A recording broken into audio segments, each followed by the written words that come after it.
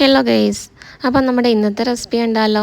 ഇന്ന് നമ്മളൊരു സേമിയ പായസത്തിൻ്റെ റെസിപ്പിയാണ് ഷെയർ ചെയ്യുന്നത്. അതിനായിട്ട് ഇതേ 1 ടേബിൾ സ്പൂൺ നെയ്യ് ഒഴിച്ചിട്ടുണ്ട്.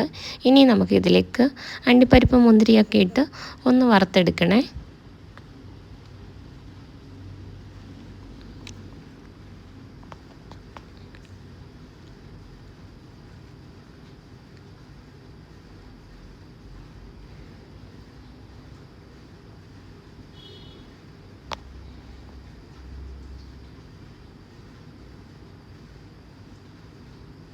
ഇനി കുറച്ച് മുന്തിരിയും ഇതേപോലെ ഒന്ന് വറുത്തെടുക്കാം.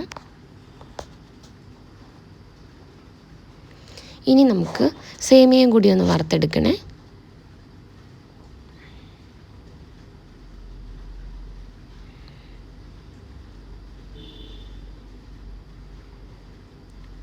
ഇതിലേക്ക് കുറച്ച് ഒരു 3-4 ഗ്ലാസ് ചൂടുവെള്ളമാണ് കേട്ടോ ഒഴിച്ചു കൊടുക്കുന്നത്.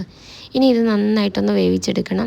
വെന്ത് വരുന്ന സമയത്ത് നമുക്കിതിലേക്ക് 1/2 ലിറ്റർ പാലാണ് കേട്ടോ ഞാനിവിടെ ഒഴിച്ചു കൊടുക്കുന്നത്. അതൊന്ന് ഒഴിച്ചു കൊടുത്ത് ലോ ഫ്ലെയിമിലിട്ട് നന്നായിട്ട് കുക്കായി വരുന്ന സമയത്ത് ഏലക്ക പൊടിച്ചതും പഞ്ചസാര പൊടിച്ചതും കൂടി ആഡ് ചെയ്ത് കൊടുക്കുന്നുണ്ട്. നമുക്ക് എളുപ്പം തയ്യാറാക്കാവുന്ന ഒരു തട്ടിക്കൂട്ട് സേമിയ പായസമാണ്. എല്ലാവരും ഒന്ന് തയ്യാറാക്കി നോക്കുക.